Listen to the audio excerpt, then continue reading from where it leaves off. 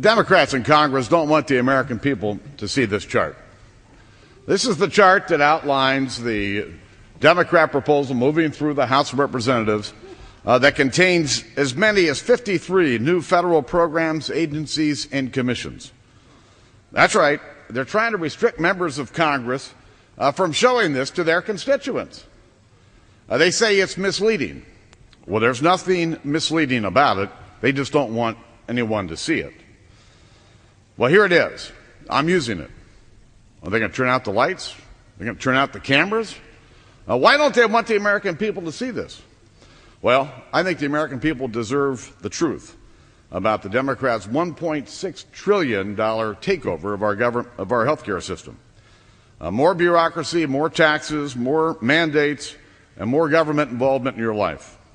And guess what?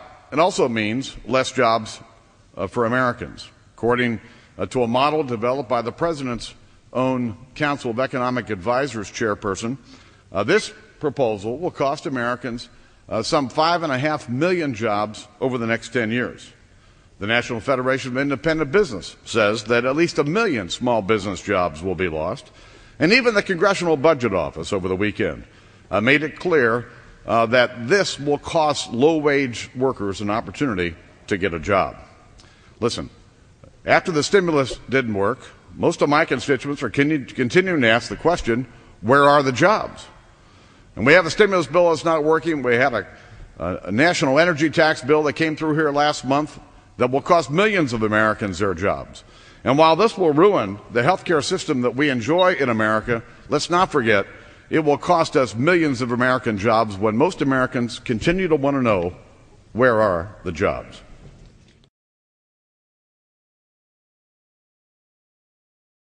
Just take whatever your salary is right now, wherever you work, if you have government-sponsored health insurance, and take what your employer's contribution to that is, and if it's less than 8% of your wages, plus $750, your employer's going to drop your plan. And they're going to say you're going to the government plan. That's what it's set up, because they're going to create a new tax of 8%.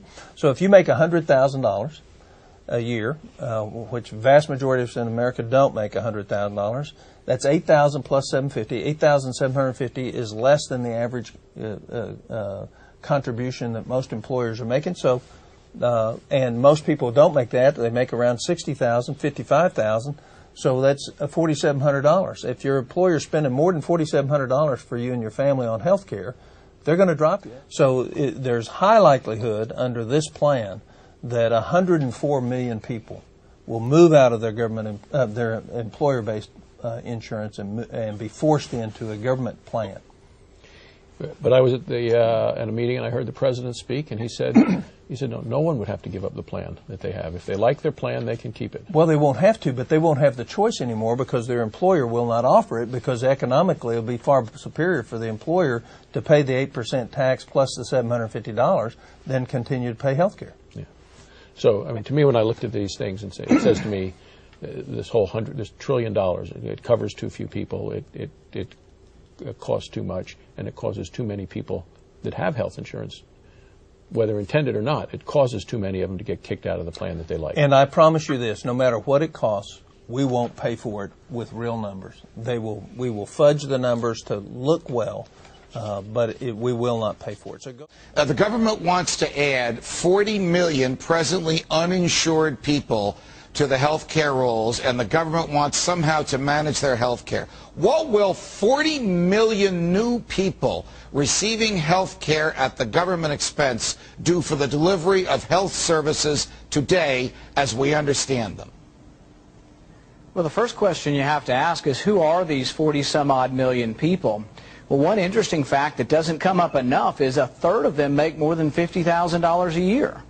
A third of them are eligible for Medicaid but haven't figured out how to apply for it, and about 20% of them are not citizens. A good percentage of them are also without insurance for a short period of time.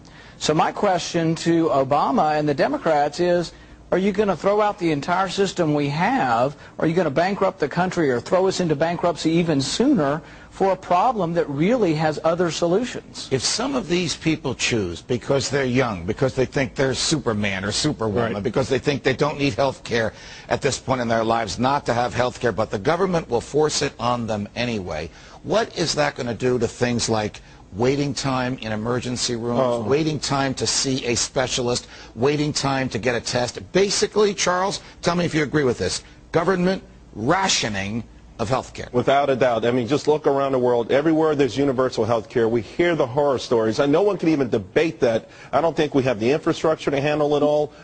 At some point, I think everyone's going to be forced, or a lot of people are going to be forced to a single-payer system. Right now, almost 90% of Americans say they're satisfied. We're talking 250 million Americans who are already covered, who are satisfied with the system. In England, you know, it's essentially free to go to the doctor, and so people go in great waves to the doctor.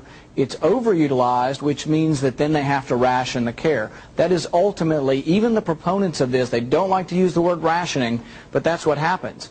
So I deal with eye disease. The most common form of blindness in the United States for elderly people is macular degeneration, or scarring of the center of the retina.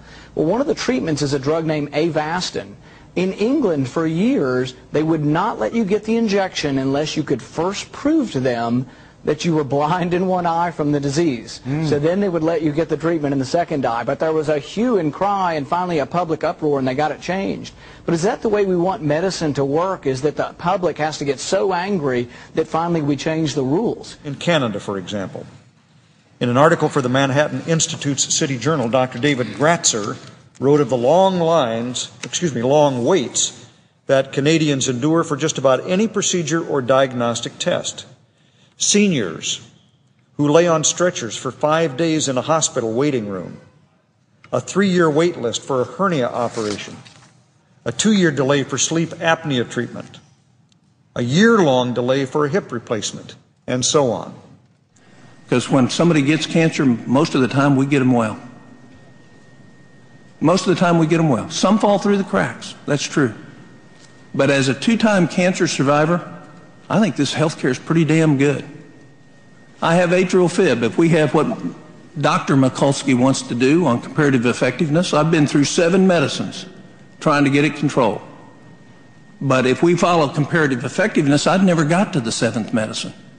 It had just been tough. I'd been on digoxin, take Coumadin the rest of my life, and run around with atrial fib, which would cut my life expectancy about 7 years.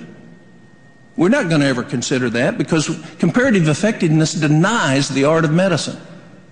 It denies that we will use Chairman Dodd's gray hair, somebody's long-term education, their wonderful years of experience, and the history of that patient with which to make a decision that is best for that patient, not which is best to save the government money.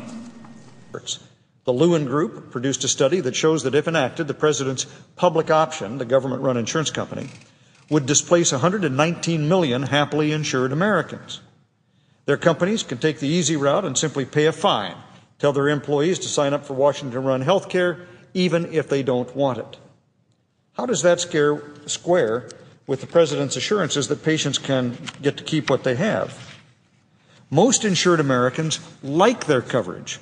A May 14th Rasmussen poll shows that 70% of Americans rated their coverage as excellent, 70%, and another 23% rated it as fair. So most folks are happy with their current insurance and would not appreciate being pushed into Washington's healthcare bureaucracy with all of its complex rules and hours of waiting on hold and webs of impenetrable bureaucracy. And then there's the matter of cost. How much will it cost to add 47 million people to the healthcare rolls? Who will pay? And we learned recently that Medicare's liability, that is the amount of benefits promised that are not covered by taxes, is $38 trillion over the next 75 years. One lesson we can draw from Medicare's financial troubles, and veterans' health care for that matter, is that health care plans run by Washington bureaucrats are not very efficient or cost-effective. They have no incentive to be. In fact, the economic principle of the tragedy of the commons applies here. Since the money doesn't belong to any one individual or group, no incentive exists to be cost-efficient, to eliminate waste or to streamline the bureaucracy. Another way to say it is, who washes their rent-a-car?